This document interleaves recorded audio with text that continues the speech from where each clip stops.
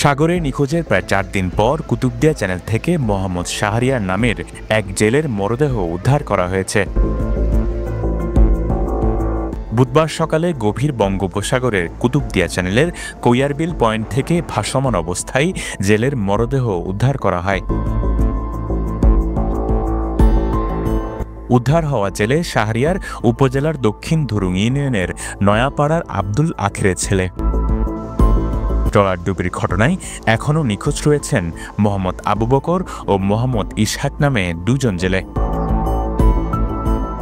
জানা যায়, গত শনিবার বিকেলে একই এলাকার জামাল উদ্দিনের মালিকানাধীন ফিশিং ট্রলার নিয়ে সাগরে মাছ ধরতে যায় 6 জন জেলে।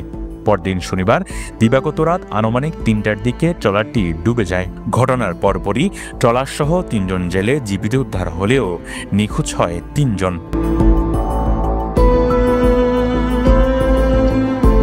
উদ্ধারের পর জেলে শাহরিয়ারের মরদেহটি সুরতহাল প্রতিবেদন তৈরি করেন পুলিশ।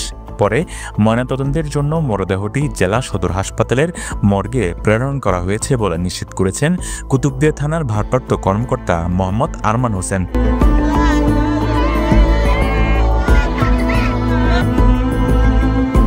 এদিকে ট্রলার মালিক জামাল উদ্দিন বঙ্গোপসাগরে মাছ ধরতে গিয়ে বোট ডুবির ঘটনা দাবি করলেও এটি পরিকল্পিত হত্যাকাণ্ড বলে দাবি করছেন নিখোঁজ এবং মৃত উদ্ধার হওয়া জেলের স্বজনরা।